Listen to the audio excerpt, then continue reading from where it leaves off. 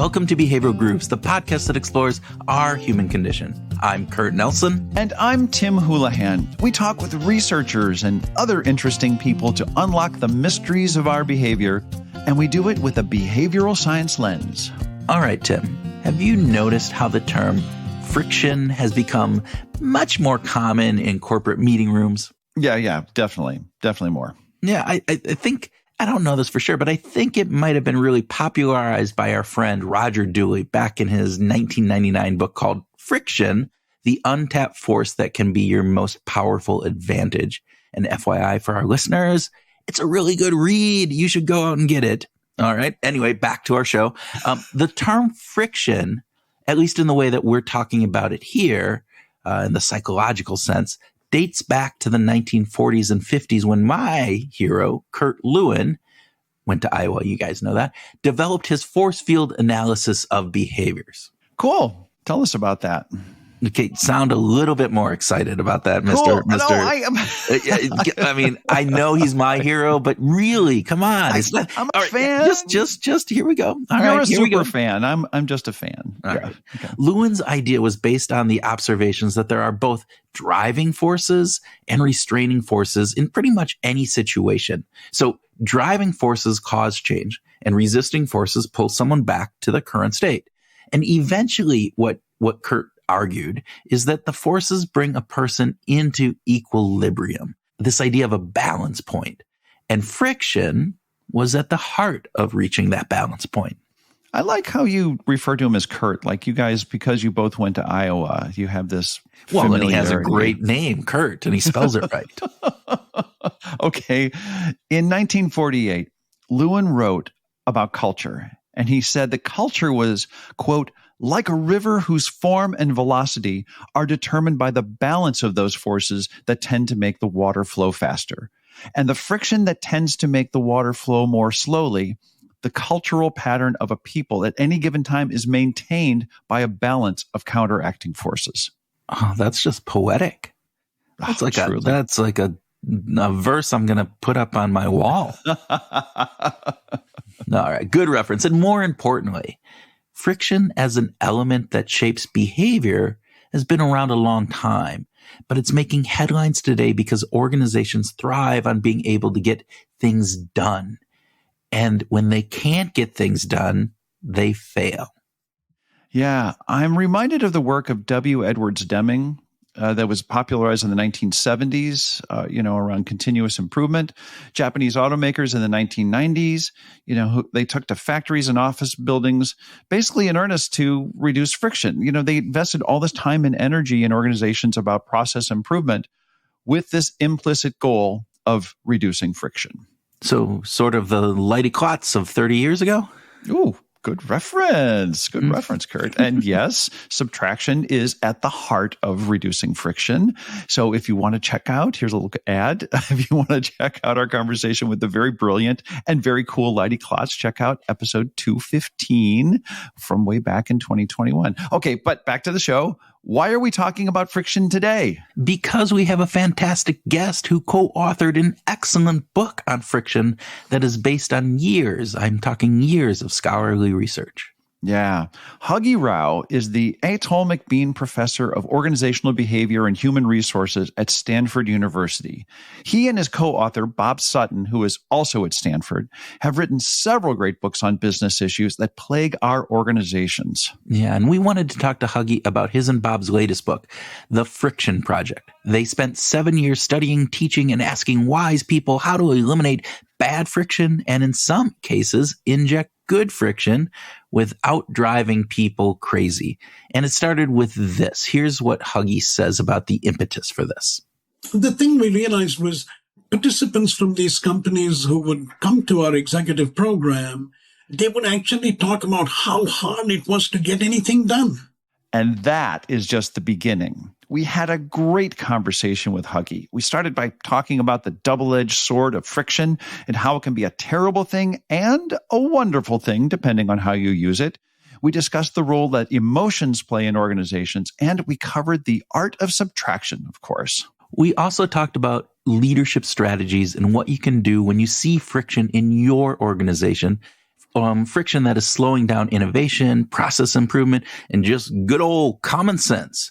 And we covered the leadership problem of obliviousness and what happens when leaders fail to see it or they're oblivious to it. But we couldn't have a conversation with Huggy without covering two of our favorite topics, corporate jargon and food. Okay, corporate jargon, yes, but food, maybe I'm oblivious, because when did food become one of our favorite topics? Well, I was kind of just throwing it in there because it's clearly one of Huggy's love languages. Oh, so now we're going to be looking at love languages of our guests?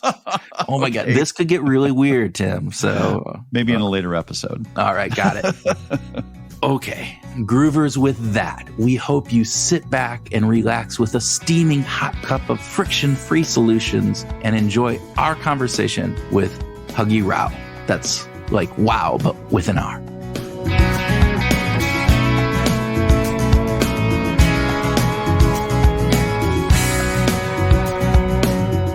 Coffee. Oh, that was quick. I love that. There was no hesitation there at all. Yes. All right. So, Huggy, would you prefer dinner with your favorite chef or your favorite musician? Actually, I prefer dinner with my favorite musician. Oh. Okay. So you got to tell us why, because that kind of was not where we thought you were going to go on that. I think, to my mind, food is a different kind of music, if you will, because, when a chef presents something, a multi-course meal, you certainly could consider that to be a symphony of sorts, right? I mean, there are different instruments, different elements. And for me, having a musician means it enhances the sensory experience of the meal for me. The chef, of course, gives you sight and smell and taste, but there's a kind of a sound aspect, if you will, that's kind of equally important. And so I think of it as the musician is kind of elevating the meal, so to speak. I'd love to be with a chef in a kitchen, but not while having dinner necessarily. Oh, okay. I like that. Does any musician come to mind? Oh, my God. A musician I actually know and have served on the Carnegie Foundation's board as a trustee, and he's an extraordinary musician, is, I guess, Yo-Yo Ma. Oh, wow. Wow. He's just in a different league altogether. Brings a wonderful sensibility, wonderful way of viewing things. And you realize to be a musician like that, it takes a different kind of excellence. Right? That's for sure. So, and so that's the way I would see things. But me personally, I think of music as like a doorway, just as food is a doorway. Food opens doors, music opens doors. And me personally, I mean, I would say in a week, I probably listen to 25 to 30 genres of music. It all depends on what I'm doing. And so, for example, I got up this morning at 4:30 and then I was working on a research project. When I work on a research project, I prefer to listen to instrumental music. And this morning I was listening to flamenco music from Spain. Wow. Because it's instrumental. So other days I might listen to Nordic violin, because when I hear a human being's voice, I get distracted immediately. I can't concentrate on my work. And then reggae, you name it. The only music I find hard to relate to in America, I must confess, is country music. That's totally fine. I do like Zydeco, I like bluegrass, but country music somehow I've not been able to make the leap. I love, Mississippi blues and all those kinds of things, but country music per se, I find to be, for myself, a tad sappy. Too many pickup trucks breaking down with, too many different, the stories kind of, you can kind of get them going. I know how that goes. Yes. I think that is exactly what I had in mind. I love it. And usually lament. Yes. Yeah. Oh, that's right. Yeah. Almost all of the best songs. Yeah, and you kind of like, it's kind of hard to relate to that lament for a long time for me. Yeah. It's okay to have a bright and upbeat story every now and then, isn't it? Yeah. Right. Yeah. Okay. This should be an easy one. Should we avoid working with hollow Easter bunnies? No, not always. Oh. No, not always is my example, because even if you have something that is hollow, hopefully you can use your imagination to infuse something there. Okay. Well, and the hollow Easter Bunny stories comes from some work that you and Bob did with Becky Margiotta. Did I pronounce? Margiotta. Yeah, where this idea that you're working with these communities, building these homes, but you get stuck with talking in committees that all they want to do is talk. All they want to do is kind of figure things out. Am I doing that right? Am I saying that right? Yeah, you're doing it. You're doing it absolutely right, Kurt. But the point is, it's very easy for us to think of a hollow Easter bunny as a type of person. Yeah. All I'm sort of saying is we need to be sensitive to the fact that all three of us in this conversation, we have a hollow bunny version of ourselves that's there. The smart thing is we try everything possible not to recruit that. Yes. Yeah. And so I sort of say, let's not think that all these types are out there. They're within us too. And so the real thing to be careful about is making sure they don't get activated. And instead, if you create something else, the same person could do something very different. I love the way that you talk about that, because I think there's this aspect that we can all do that. I've been in situations where I just want to talk about it. I don't want to actually get down and get my hands dirty and start doing stuff. Let's figure this out a little bit more. Let's figure it out a little bit more. And you can just go down that path. And if you can find some intervention to kick you out of that mode and get you into active mode, then I think that's what you're trying to say. That's right. Yeah, I love it. That's exactly right. Okay. That's exactly right. And for me what's kind of the most important to make sure that we don't go that route is we've got to do everything possible to recruit our health muscle, not our cell muscle. Yeah, absolutely. All right, Huggy, this is the last of our speed round questions, and our speed round questions never are fast. I don't know why we call them speed round questions, but we do, and it's how we work. So they're great questions. Here's my last question. How is friction like cholesterol? A great question. We have, as our listeners would immediately recognize, we have good cholesterol and bad cholesterol. What does bad cholesterol do? It fills our arteries with plaque and just complicates circulation, and we have cardiac arrests and the like. But we also have good cholesterol that actually cleanses, if you will, all of our arteries and the like. And in the same way, friction too is double-sided. Friction in the end is obstacles at work. And the thing we have to keep in mind is to figure out what are the obstacles that infuriate people, that shut down curiosity and generosity. At the same time, we ought to creatively think of putting in obstacles that reduce overconfidence, myopia, which is, of course, as all of us know, the doorway to stereotyping, bias, and all of the rest. So, to me, that's the analogy between friction and cholesterol, or for that matter, friction and bacteria. Just as we've got good and bad bacteria, you also have good and bad friction as well. Yeah. I love that analogy because it makes so much sense, because we do we think about cholesterol as bad, but we know that there's a good side of it. We think about friction typically as bad, but there's this mirror side of it that isn't. And I love that analogy. Yeah.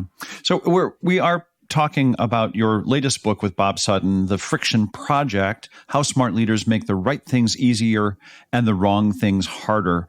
And I'm curious, was there a catalyst? Was there an experience that caused you to say, well, wait a minute, we've got to write a book about this? I think there was not one sort of experience, but many experiences, as I outlined. Yep. Mm-hmm. And these were the lived experiences of people at work. And the thing that blew our mind was how widespread it was.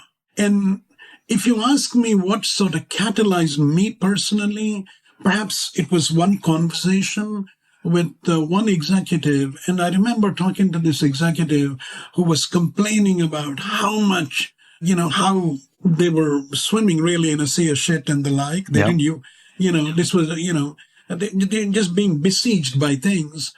And the sad thing that this person said is, after dealing with all of this at work, when I go home, this person said, all I've got left for my family are scraps of myself. And I thought to myself, man, that is like fundamentally wrong. Yeah. How can you go to work and be totally depleted? And you go home and you have your partner, spouse, wife, husband, you have your children, and all that you got for them are scraps. Oh, man. Surely, isn't there something wrong with this? Yeah. And, so if there was one, if I was to single out something, that remark kind of cut to the quick for me, I mean, it was like. So, Huggy, who's the book for? Who did you write it for? Is it for leaders? Is it for all employees? Is it, who'd you write it for? So I would say this is for leaders at any level, Kurt. Yeah. So you could be the leader of a team. You could be the leader of a department, a business unit, a company, whatever the level you're in. Your job is to really be a friction fixer. And for us, being a friction fixer means the following. The first is you really think of yourself as a trustee of other people's time. And whatever you do, your goal is you don't want to piss away other people's time. If I can put it, telegraphically. But we do, right? I mean, and we don't even think about it. That's kind of the point. Yeah. Because other people's time is invisible to us. See, when we make decisions and do things, we don't have a theory in our head of, what does it mean to other people in terms of their time and what they're doing and, all of that. So we're kind of blind to that. The second thing is when you think of yourself as a trustee of other people's time, you immediately think of your own organization itself as a product. As a product for employees. Is it easy to use? Is it fun to use? Is it hard to use? Whatever. So we always have to think of our own organization as a product. And the weird thing is we think a product is something we sell to customers, but we don't think of our own company and its structure and its procedures and policies and traditions and rituals and all of that as a product. That's like another piece. And so this book really is kind of targeted to leaders to say, hey, what you can do is you need to engage your health muscle, and there really is a health pyramid. So where do you start in the health pyramid? One place you start in the health pyramid is, you might actually say, it's kind of like you're a person helping your subordinates to reframe what is happening. So, if they think of it as a threat, you help them think of it as an opportunity, like a simple kind of example. And so a lot of it is helping them rethink what is happening in the organization. The next stage is, maybe you can be like a trail guide. Because it's kind of hard to navigate a company and to do all of these things as a leader. You can actually be a trail guide. And a good example of this, Bob, I think, had this experience at the Department of Motor Services and Vehicles and so on, the California Transportation Department. You go there for a license, huge line. And you're thinking, oh my God, this is going to be an unearthly wait and so on. But immediately there's a guy who kind of walks around, what are you here for? And you realize there are a bunch of people there for their passport. And you kind of say, well, you don't need to wait in this line for a passport. We're not the entity that gives you a passport. You need to go someplace else. Very quickly being a trail guide, making it easy for people to do things. The third thing leaders can do is they can actually shield their employees and say, I'm going to take the heat. I'm going to deal with the friction. I'm going to buffer you. I'll give you air cover, if you will. But the other two levels are equally important. And we don't think of them as much. One is neighborhood design, redesign. Let's actually see what we can do in our vicinity to make things better, to make work less of a grind. And finally, how do you design an organization to make sure the right things are easy to do and the wrong things are hard to do? And what we do is we do the opposite. We make the right things really hard to do and the wrong things really easy to do. It is crazy, isn't it? It is completely crazy. In some ways, it's just so counterintuitive that with all of the brain power in human beings, that we end up tripping over ourselves constantly. Completely. Yeah. Yeah. Yeah. Which is the reason why people in companies are confused all the time. I mean, like, Yes. I don't know whether you guys, you work with a lot of companies, and so you should know this much better than me. I've always been struck by the fact that the more bad friction a company has, the more likely they're going to name organizational initiatives after sleek animals. Wow. Isn't that kind of weird? You kind of say Project Gazelle, and the employees are thinking, like, what are you talking about? The Cheetah Project. Yeah, there you go. Yeah, the Cheetah Project, Project Leopard, Panther, Puma. Yeah. It's never the Sloth Project. Yeah. I just sort of find that really, really weird, So I'm gonna recommend my next client that we're gonna name something the Sloth Project from now. Like that we work on just to see how their reaction is. But yeah. Well, it leads me to think about you talk about rational and emotional elements of organizational friction. Right.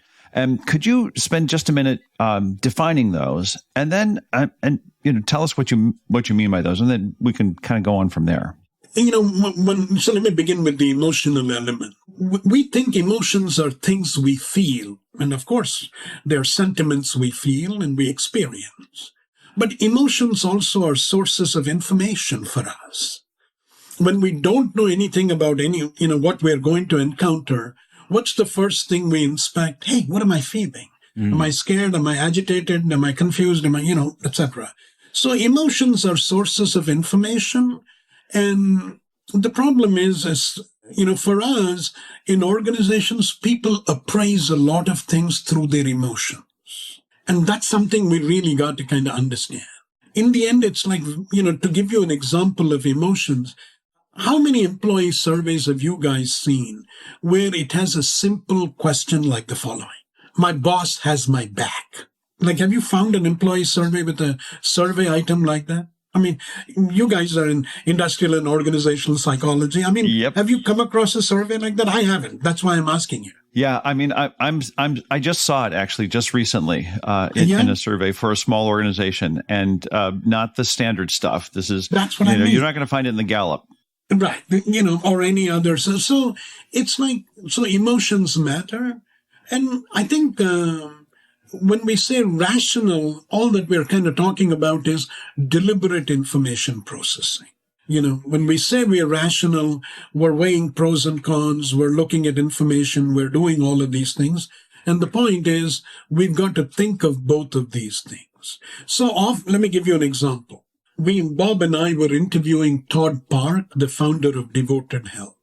Now, what's kind of really interesting about Todd is when he thinks of Devoted Health, his company, in many ways, he kind of embodies this idea of the leader as a trustee of time. He says, in the end, running a company is all about making sure love meets logistics, he says. Yeah. And you're thinking, like, Jesus, what the hell is that about?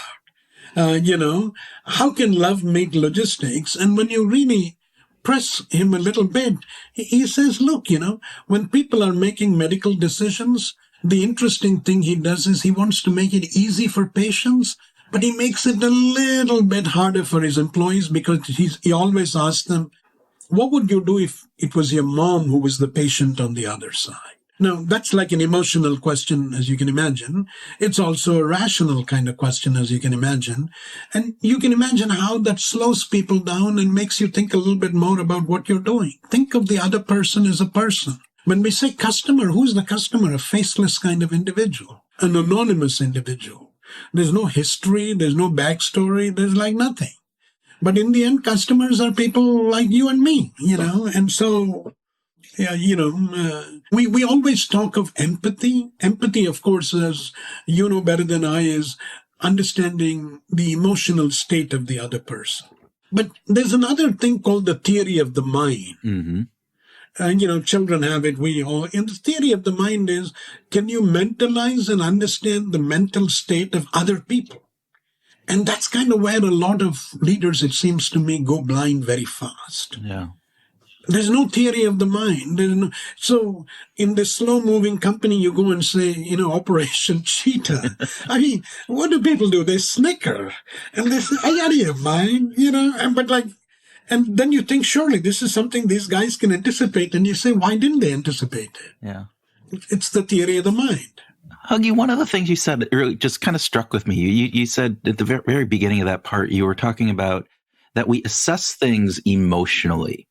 And that struck with me because I think we do.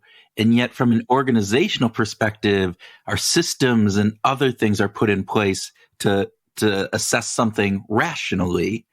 And help me understand from your perspective, because in my mind, I see them both as being important, but does one outweigh the other, or is it contextual? How do you see it? So that's a really good question. The way I see it is, for me, the rational dimension is how important is it for the employee or anybody you're thinking about? The emotional thing is what kinds of emotions are evoked? Are they negative emotions? And how intense are they? So when something is important to people, be they customers or employees, and generates a lot of negative emotion, you could call them disgusters. The airline loses your bags, you're late. I mean, what's your reaction? I mean, intense kind of emotion, as you can imagine. And I think that's kind of what we mean by saying you got to bring rationality as well as emotion into the thing. And which is why when we think of removing bad friction, we think of it as ridding the organization of obstacles that infuriate people and equally giving them the gift of time. That is the biggest problem. How many organizations give you the gift of time? And that's the catch. I wrote a piece for the McKinsey Quarterly, and it was a very simple piece. It was called Accountability Isn't a Word, It's an Equation. And here's the way I think it's an equation. It's a very simple equation. Accountability equals account multiplied by ability. That's how you get accountability. Now, account, of course, is your KPI or KRA or kind of whatever.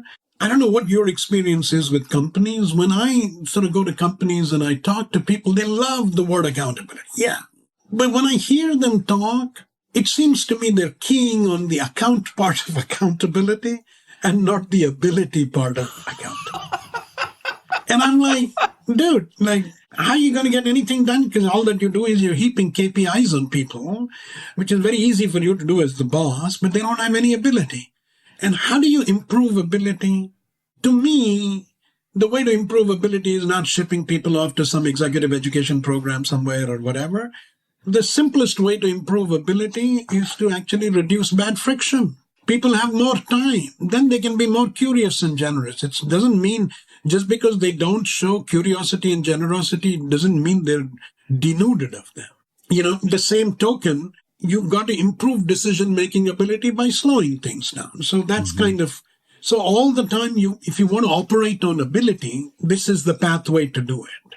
You talked about giving people back their time, and it just made us think that you've got a great term when that you described that you've used, and it's called Armeetingeddon, if I'm getting that right. Armeetingeddon. I have to give a lot of credit to Drew Houston. Okay. The founder and CEO of Dropbox. That was the reaction he had to the deluge of meetings that he was stuck in. He just didn't call it meetings, Armeetingeddon. That was what he called it. Armeeting, yeah. So what did he do? And then what happens? So, he did something that certainly was sensible. He gave people norms for self-governance. Hey, don't attend a meeting if it doesn't have a clear owner. You don't need to be in a meeting if you're checking your phone and your laptop all the time and so on and so forth. So his plea was use these norms so that you can police your attendance in meetings that are unnecessary or superfluous. And that way we can reduce the number of people in the meetings and ostensibly the duration of the meeting too. Now the catch is that has certainly appeal, but the difficulty is it's very hard to get people to police themselves when they're in a room called the fear of missing out. And, it's kind of hard for you to regulate yourself. Right. And so If I were kind of asked to come up with a solution to deal with the problem of meetings, my starting point would be to get people to think of, hey, what would you do if you had half the time to do this? What would you do if you had quarter the time to do this? That's like one pathway. The other pathway is you tell people, Kurt and Tim, you have 2 hours of meeting time this week. You choose which meetings you're going to attend in those 2 hours. After your 2 hours are done, you can't attend any other meeting. End of story. I'm going to adopt that first thing on Monday morning. I'm ready for that. I'm adopting it right now. I'm done with meetings. There you go. So it's a simple sort of thing. One realization I have to tell you that both Bob and I had after writing this book is the most powerful person in a company is a person who can waste your time and you can't do jack about it. That's like the most powerful person. And we all know those people. Exactly. We have all experienced those people that completely. It's like they are always there, and it's like, we've talked about this before. We've done this, and then they keep going on and or whatever it would be, right? But we've all experienced those. So, Huggy, we've talked a lot about removing friction, giving people back some time. When is it a good idea to add friction? When do we need to slow down? Fantastic question. So for us, the big thing is a lot depends on what's the decision you're making. And the simplest way to think about this is, are you making a one-way door decision?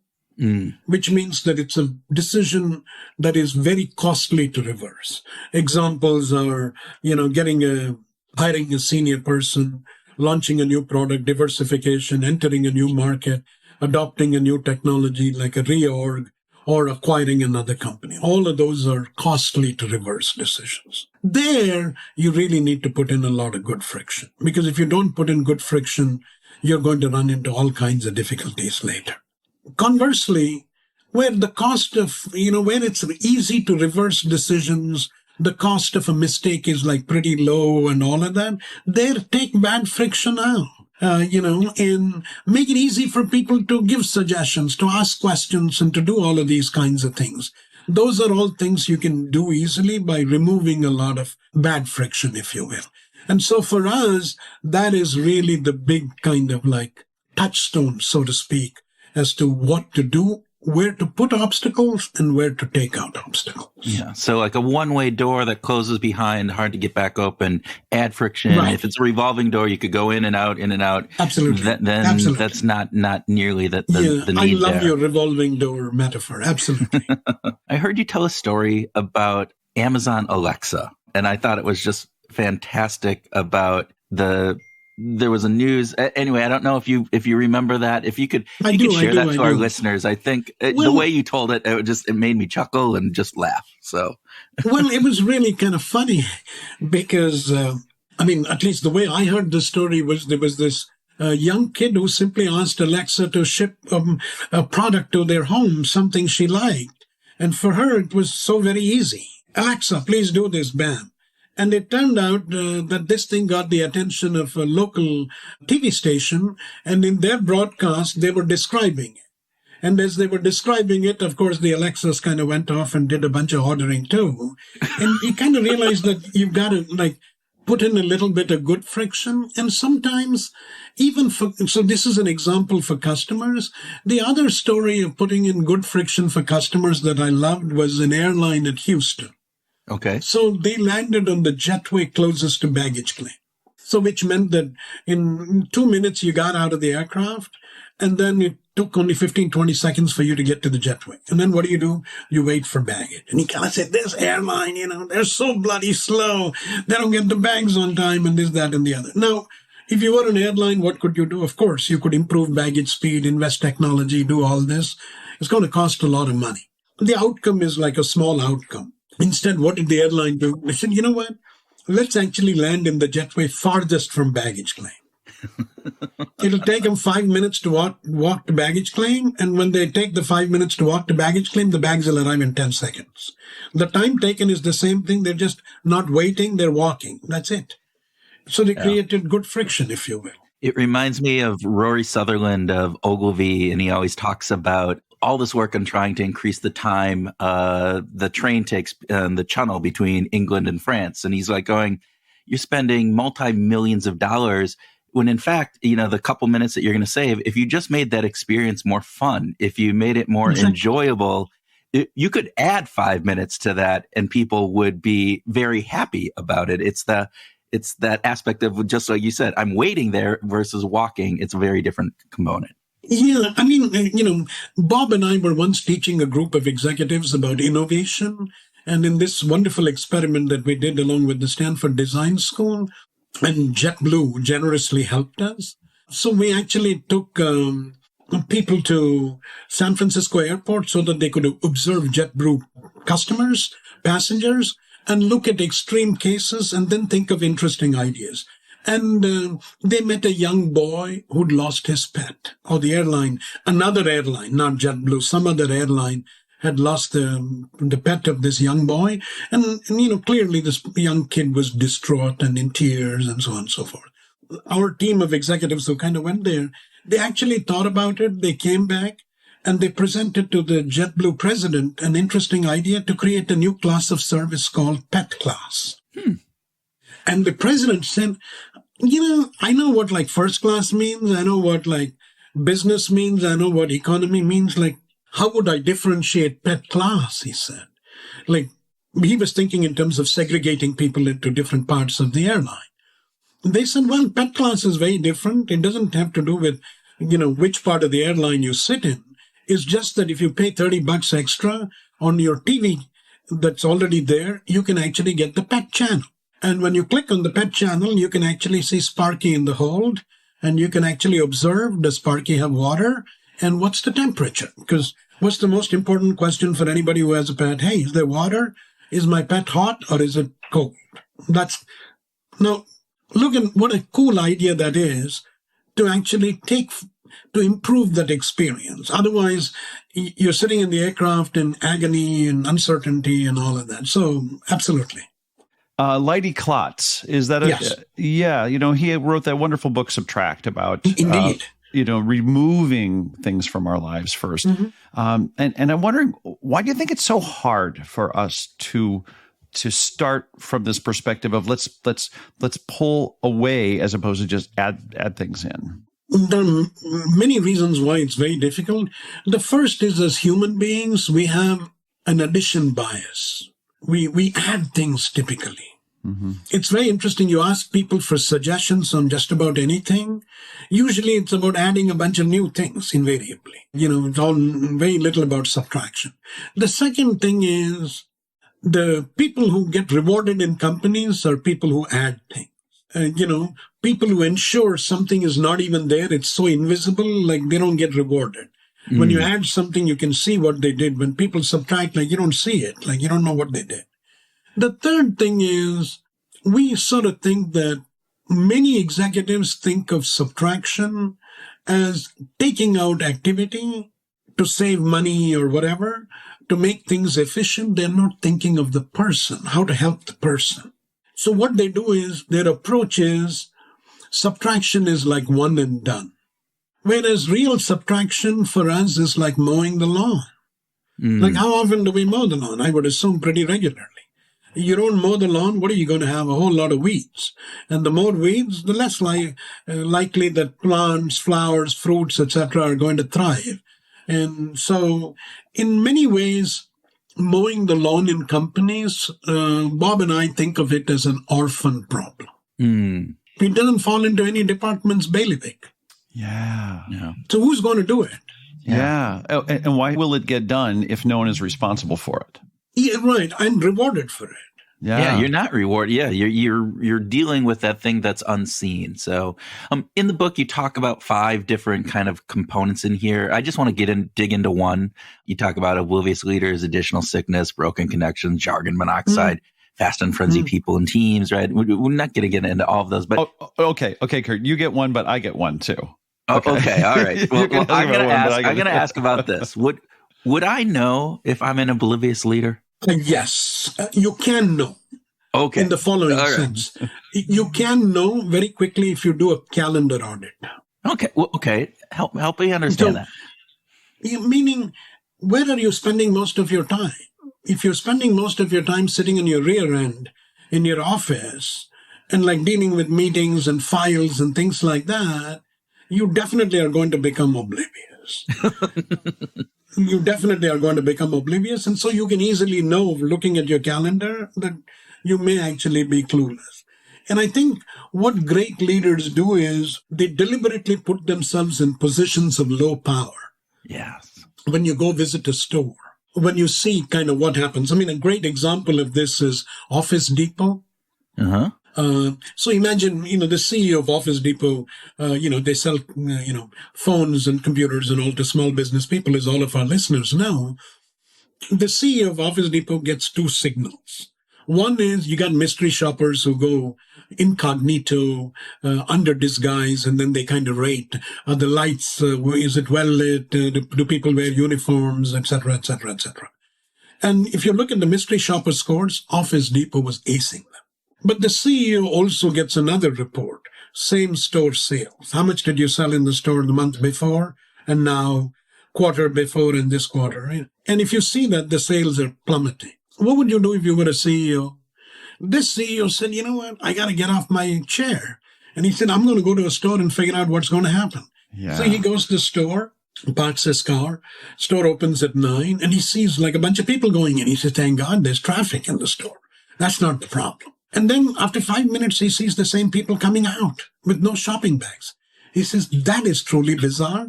They just kind of went in and then they're coming back empty-handed. Let me go in and figure out. And the moment he goes in, he instantly recognizes the problem. Right at the time when customers come in, the employees are busy stocking product in the shelves. Oh, yeah. So are they showing their face to the customer or their backside? It's not a good idea to show your backside to a customer ever. At least I don't think. Right. Ever. Not typically. No, not typically. Yes. But the question is, why were they doing that? And it all had to do with the warehouse. Because they said, hey, for us, the best thing is to ship product at 7:30. You'll get it at 8:30. You shelve it. Did anybody think of it from the customer's point of view? And that's kind of what I mean by obliviousness. Here, the warehousing department clearly was oblivious. So leaders can certainly be oblivious, but the obliviousness can extend throughout the organization. Where I think leaders are particularly vulnerable is if you really don't know how work gets done 3 to 4 levels beneath you, the danger is you underestimate coordination difficulty. You think it's pretty easy to do. And so, now clearly that's an illusion on your part that it's easy to do. But you're the boss. And because you're the boss, nobody can check you or finds it comfortable to check you. So illusion then hardens into impatience. And the moment illusion becomes impatience, what do smart people, what do the doers do? They go underground because they know this is a fast train ride to nowhere. And so why do I need to get on this train? Do they go underground? Who's available? Incompetent people are available. So when you multiply these 3 things, it's not just being oblivious, but it's obliviousness leading to impatience and then making sure the only supply of talent you have is the incompetent end of the spectrum. And the net result is what Bob and I have called in our previous book, Scaling Up Excellence, a clusterfuck. So we got to give due credit to Norman Mailer there. We couldn't use the 4-letter word. Yes. Oh, totally. Totally. Yep. Yes. There you go. Yeah. When you say obliviousness, that's kind of what I sort of think about. And the other thing is, this is an even bigger problem for powerful people. Because work by my Stanford colleague, Deb Grunfeld and Dr. Keltner of Berkeley, what that work has shown is the more powerful you are, the less you search. Because you don't have uncertainty. Does that relate to the cone of friction with Perry Cleveland that you? Yes. Yeah. It's also part of the cone of friction because you really don't understand what is kind of happening. And so, and your actions get magnified and kind of expand beyond what you ever thought. Completely. Yeah. All right, Tim has his own question. He gets to ask one question too. Huggy, I recently joined a bank as the head of applied behavioral science, and wonderful, congratulations! Thank you. It's a wonderful organization, and I just have deep affection for so many aspects of the organization. But one thing that really struck me was because of all the regulation. I've not worked in banking before or any regulated industry, is the regulators. It's legal and compliance, and then the acronyms that go along with them. And so, yeah, so the fourth of your five components is jargon monoxide. Yes. And you've got to share with our listeners a little bit about jargon monoxide.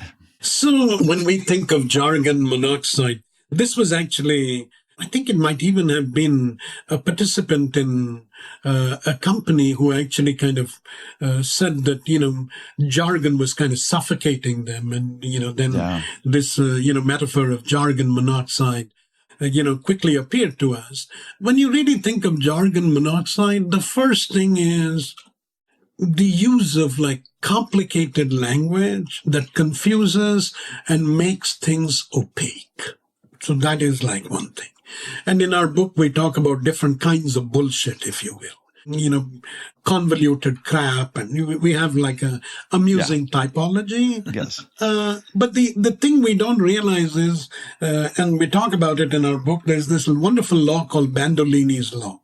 It takes approximately 2x the effort to deal with correct bullshit in the organization.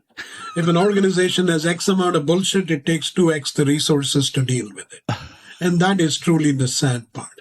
Let me give you an example. Think of the way in which organizations communicate their vision.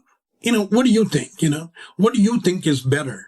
Telling people superior customer service, or telling them, hey, whatever you do, make sure there's a smile on the customer's face?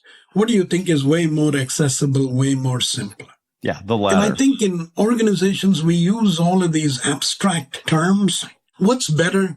Is it better to state integrity as a value or no bullshit as a value? What do you think? We're lacking in the no bullshit factor. We're deeply lacking. We've given way to putting so much icing on the cake that we forget what the cake tastes like. Absolutely, absolutely. I think the thing is there are a number of things we can do to reduce jargon monoxide.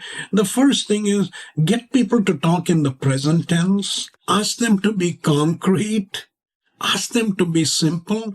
And for me, the test I like to kind of use is, can a 10-year-old kid understand this immediately? And if a 10-year-old kid can't get it, you're in trouble. Yeah. There's no way this is going to scale. So when I wrote a case study on Atlassian, the Australian software company, Giro, and a bunch of things they sell. And what's kind of interesting is, what do salespeople do? They like to cross-sell to customers. Mm-hmm. I got to collect my bonus. If you guys are my customers, I'm going to leave you with product you might not need because I got to connect my bonus. So I asked this co-CEO, Chris, I said, hey, how do you guys deal with it?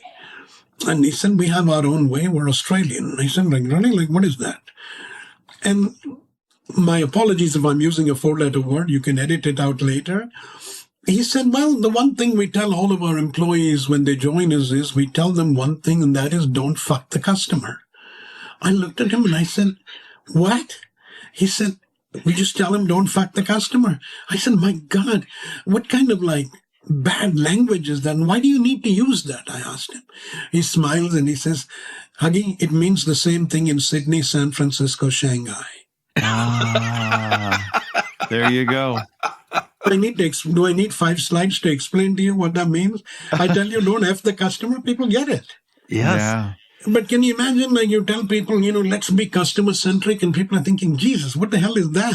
Well, that's exactly it. I mean, you're talking in these abstract forms that everybody interprets their own, or it doesn't mean anything. I mean, the jargon it's like pretty words that sound nice, but when you try to pull back the layers, you're going, there's nothing here. It's like a cloud that just dissipates. Yeah. Yeah, and I think keeping things simple and kind of straightforward, and you don't need to use foul language necessarily to get this done. It's just do things the way a 10-year-old would sort of think. And once you sort of use that frame, you can actually get a lot more going. Let me give you a lovely example of, so I teach in our Stanford executive program. I teach a class on scaling and all the things that are involved.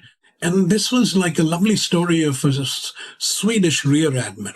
He was going to be the CEO of a submarine company called Kokem. And, he said, I'm going to take over the company. Can you help me think of how I should manage my entry? And, he's a very smart guy. I gave him a couple of ideas, but he was a very smart guy. He knew a lot about the company and what he did. And it's amazing, So he's going to be appointed as the CEO. The group chairman asks him, hey, where would you like to be introduced as the CEO? At corporate headquarters in Stockholm? Or do you want to be introduced to your people in the submarine yard at Karlskrona, which is near Malmö in Sweden, if I recall rightly?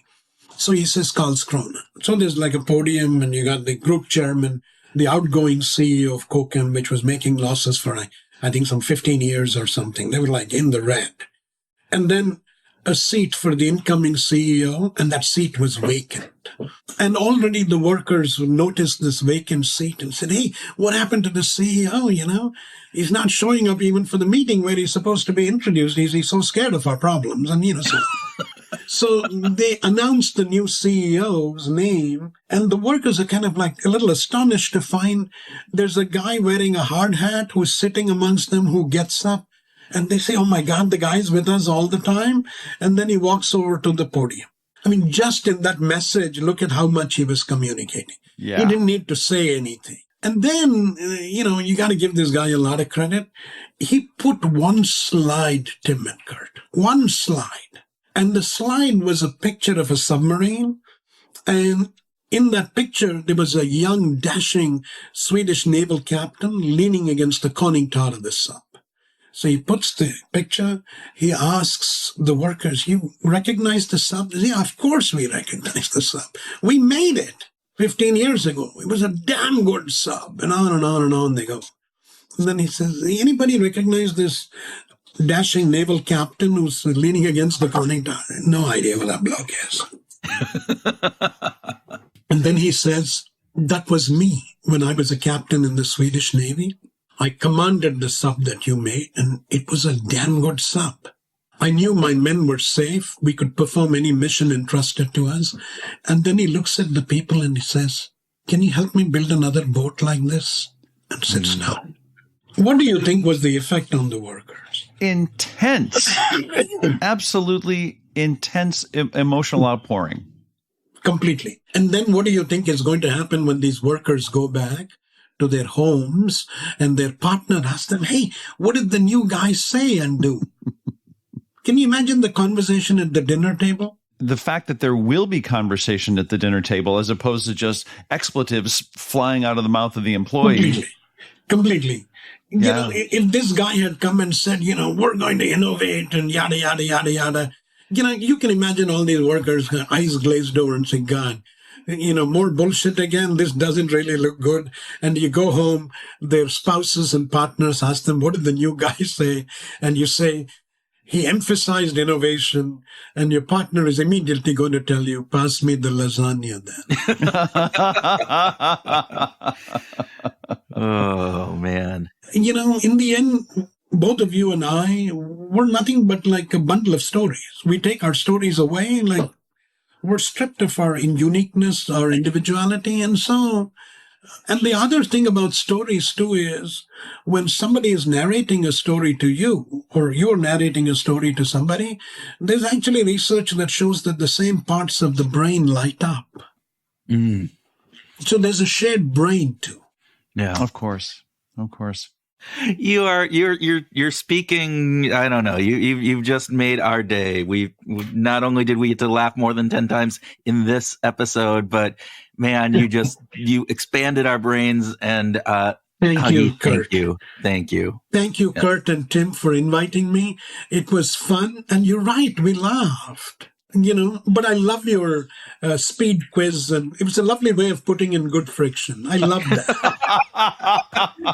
Yeah, love it's that. interesting. The speed rounds actually add friction into this, and that's kind of oxymoron when you think about that. Speed round. Completely. Completely. Huggy, thank you. I appreciate it very much. Thank you, guys. And the next time you're in California, let me know. We'll have a nice glass of wine.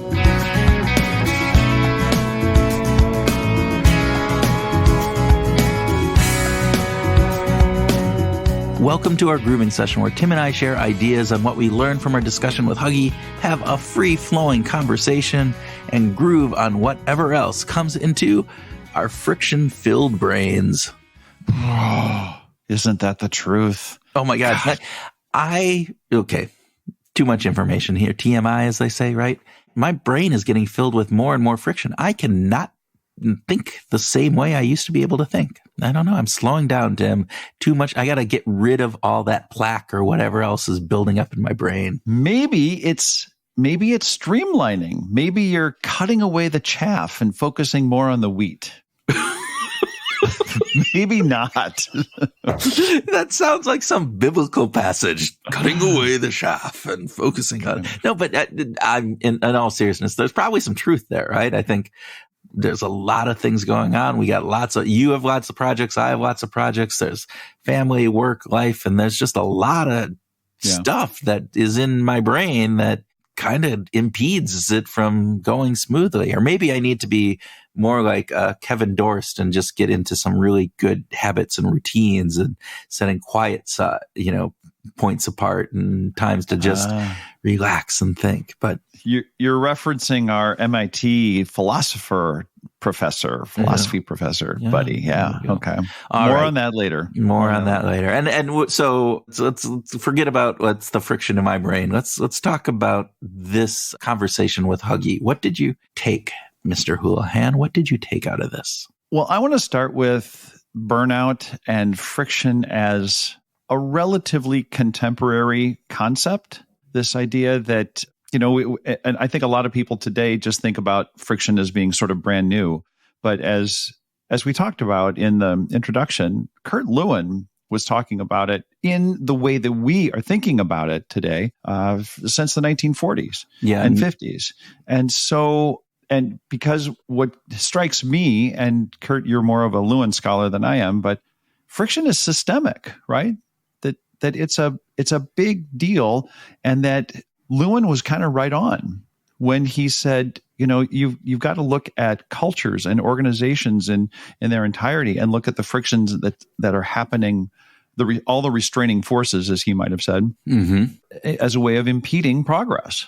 Yeah, and I think the piece that you talked about there, this impeding progress, this idea that when Kurt Lewin was talking about it from a cultural perspective, is saying that kind of like what Huggy is saying is that you kind of sometimes need friction as well. Yeah, you need to have that restraining force in order to make sure that you're just not going so fast down the road that when the turn or the stop comes, you can't do that. You can't see what's coming up. And so I think that's a really important piece. I do think that, obviously friction from a physical perspective has been around for ages, but this idea of friction as it relates to organizations and as it relates to kind of the psychological aspect of how we operate as humans, I do think Kurt Lewin was really one of the people that, kind of brought this to the forefront. Not saying that he was the only one on different pieces of that, but I think it was really important. And I encourage you, go out there and look at some of Kurt's work, because it's a simple but powerful model of looking at organizational progress, but also how friction plays into that. And what he didn't anticipate was how so many people get into this space where, as an employee, I get fed up with the friction, which ends up being manifested in sort of when you get the explanation of, that's the way we've always done it. And to me, that always just sounds like friction. Okay. When someone says, that's just the way that we've always done it. It's like, okay, that's not a really good explanation for actually having a good thing going, and that there's friction there, and that leads people to leave organizations. Well, and expand. Why does that lead people to leave organizations? The term, that's the way we've always done things, isn't so much the reason, but it speaks to the underlying friction that we're not willing to address. That when the organization sees a problem or is aware of a problem so much that people grimace about it, but there's no action taken, that leads people to leave or leads just to burnout. 100% in alignment there. And I think there's a big piece of that is it's okay to run into friction to a certain degree, right? And even bad friction. It is when that friction is then brought to the attention of the organization and nothing is done. And I run into that same friction over and over and over again. Yeah. That leads to frustration, leads to stress, leads to burnout, all of these facets that we talk about. Yeah. Yeah. And I think Huggy said that we psychologize our way through it as if it's right. And I kind of love that, but he reinforced the idea that it's not individuals, it's not the employees, it's the organizations. Yeah. Well, and we appraise things through our emotions. So, being in a company that has a lot of negative friction that is causing me stress and negative emotives, well, I'm gonna appraise that organization in a more negative fashion because of that. And really the opportunity then becomes, well, how can we turn that around? We'll get to that in just a minute. But if we have a visceral reaction to it, then I think that there's ultimately an opportunity to turn that around and make something positive about it as well. So you're going to turn it around. You're going to reframe. You're going to make a difference in how this works, right?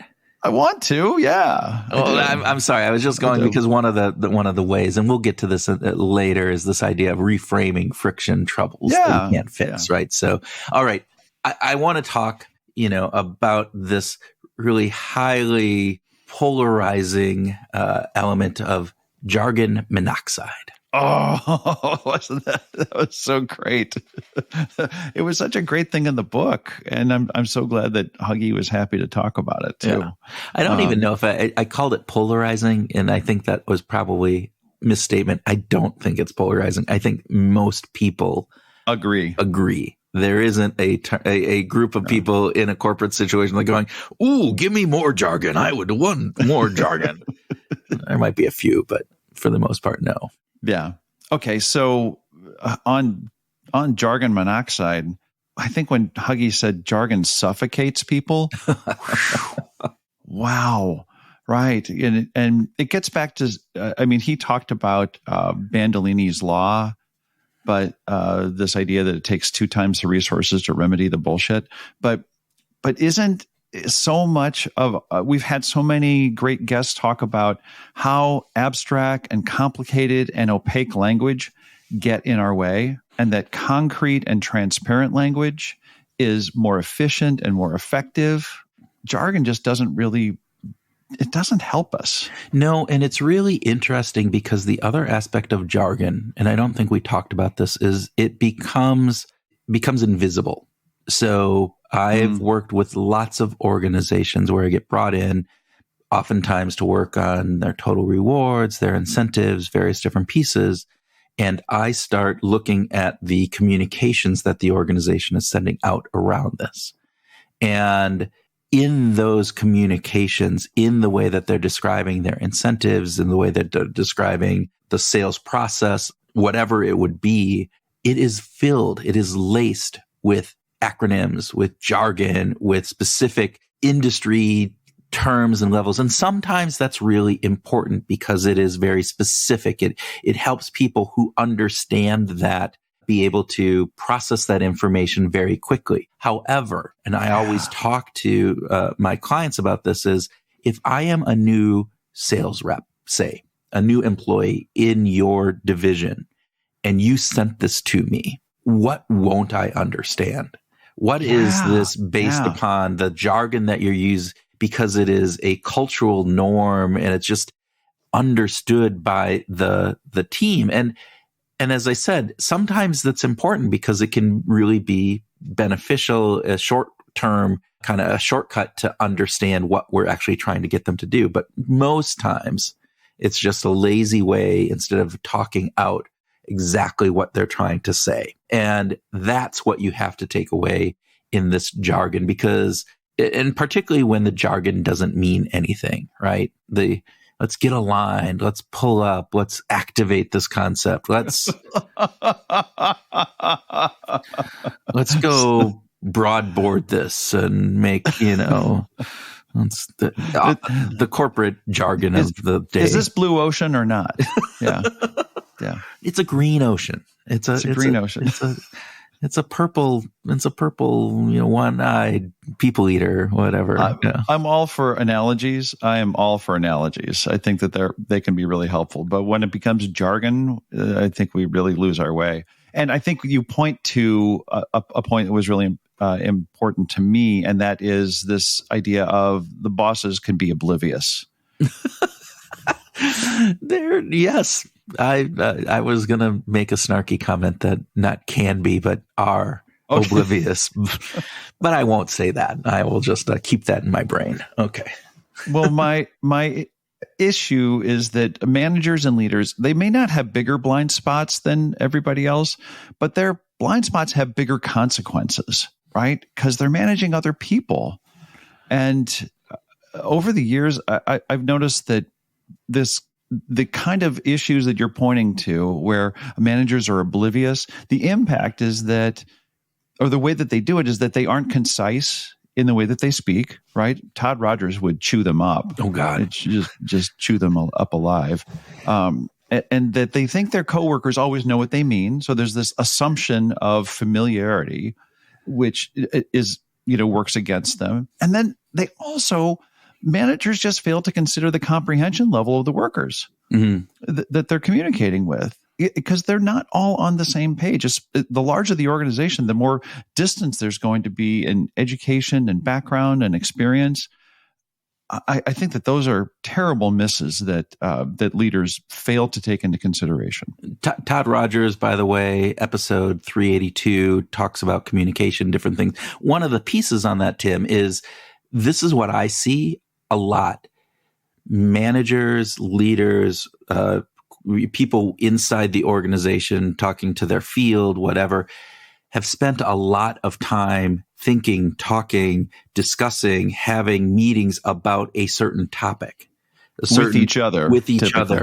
Yeah. And they are really have studied this, looked at this, and then they need to communicate it to the broader audience who don't have that time invested in understanding, and they do a piss poor job because they assume it's the curse of knowledge. They assume that people have the same background that we do, that of course they've spent 5 hours in meetings talking about, the new corporate, whatever policy it is. And that I think is really a big miss. The other piece, and we talked about this a little bit prior to the show, is managers hear back from people that are upset or loud, that have strong opinions. They don't hear as much or even at all from people who are the silent majority. And that can be on either end of the spectrum. I love this new program. I hate this new program, right? But you probably have a big majority somewhere in between, or even on one end, but they're just not talking about it. And that can be a big blind spot, this obliviousness that we talked about, that Huggy talked about. And junior people in the room tend not to want to disagree, right? They might be afraid to disagree. I agree, or they with just you. Yeah. I'm agreeing. And they may just not really want to disagree because they want to try to figure out how to agree with the boss. Oh yeah, I think that's right. Yeah. You are so on topic. It's amazing how good you are at that. That's great, Tim. Thank you. Man, I'm just feeling the power, dude. You are. You should, because you're awesome. All right. What should we do about all this? We should just fix it. We should get rid of all friction in the world, right? Is that the answer? No, of course it's not. Right, it's not, because sometimes you want to add in appropriate friction, as the Alexa story was talked about there, that Huggy talked about. But I do think near the end, Huggy talked about what he called the help pyramid. Do you remember that? Yeah. This idea, again, as we talked about earlier a little bit, this reframing friction troubles that can't be fixed right now, so that friction doesn't feel as threatening to the repair of the organization. In other words, let's look at this as an opportunity as opposed to an issue. Yeah, I love that. And he talked about one way to do that would be to be a trail guide. And that's a great image to me, to help show people the path to less friction. Yeah. And I guess it's really appealing to me right now because I've spent the last year and a half at a new organization with 55,000 employees, and there's a lot of difficult paths to navigate. And when trail guides come along, when those people come along and say, "Well, I'll answer that question for you," or have you figured out how to get through this? Those trail guides are immensely helpful in creating a career. Let me ask you: are you actively searching out those trail guides? Are you asking people to be a trail guide for you, or do they show up in times of need when you are sitting there at the crossways of your halls and looking lost and like going, "Where's the bathroom? I don't know where the bathroom is"? No, I was sitting cross-legged in a Zen, meditation, and I was thinking about a guitar. Someone shipped me a violin, but when I opened the box, it was a guitar. Okay, that's a really random thing. Inside baseball, Tim. Nobody's going to get your Deepak Chopra kind of reference there. Yeah. Both. The answer is both, Kurt. That there are a couple people that I believed would be influential and helpful, and when I raised my hand and said, "Would you help me navigate this?" They were wholeheartedly endorsing and supporting of me. But other people just simply came up and after a meeting and said, "We were talking about this one thing, and I'm not sure if you're familiar with that. Can I help you with that particular topic?" And so I'm grateful for both the hand raisers and the people who simply responded. Yeah, I think it's important to understand that sometimes you need to be proactive and you need to search for trail guides, particularly if you're feeling, as we talked about before, that frustration with things, because there might be, not that this is the right thing and that the organization probably should change those friction pieces that are causing that stress or whatever it would be, but there might be workarounds that other people have developed or ways to that shouldn't be a friction, and it is a friction because something is not being done properly or some other aspect of it. Right. The other piece that Huggy talked about is this idea of neighborhood redesign, this idea of the situation context matters, this idea of the environment where you work, right? That what you have control over. You might not be able to change the corporate jargon, but you can work within your team to reduce the jargon that is being, propagated by your team, by yourself. So this idea of what do you have control over? What is that neighborhood piece that you can redesign in order to improve, reduce the appropriate friction and add in appropriate friction? I am reminded of a project that you and I did with a Swiss pharmaceutical, and we were doing a multi-day workshop to help a team sort of plot out their strategy for to do a lot of friction reduction in their work. And I remember one of those things was, we can't change everything, but we can change the way we work. Yeah.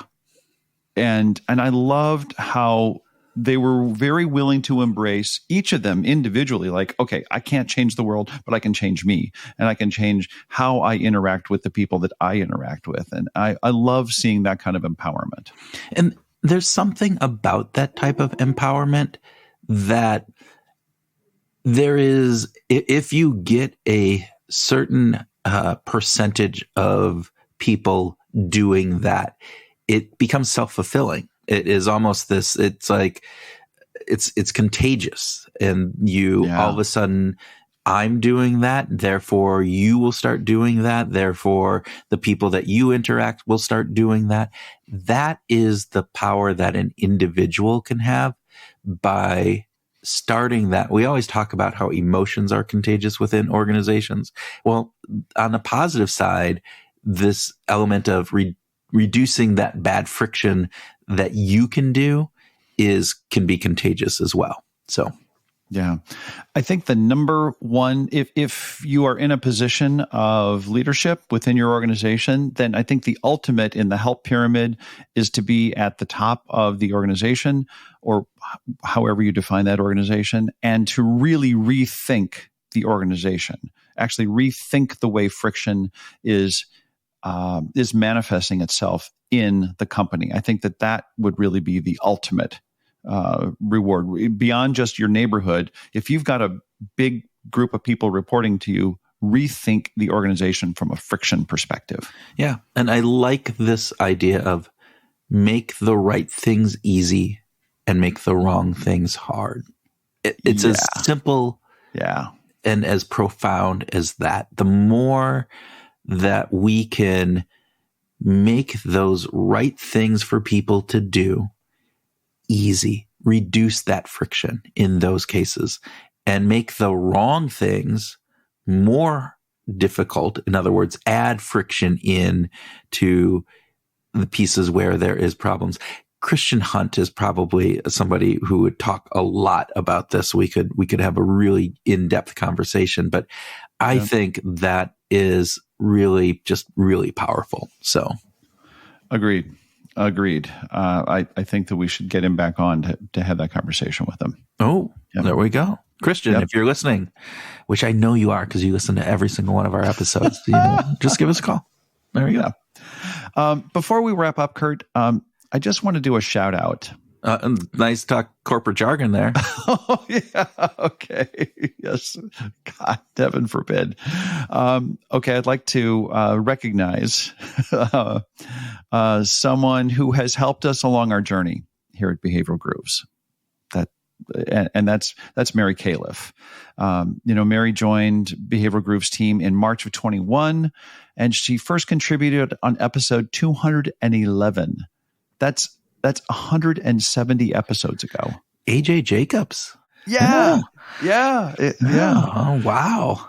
Yeah. She took notes during interviews. She wrote up episode notes for Apple and the pod sharing apps, as well as our website. She managed a bunch of duties with production, planned episode promotions.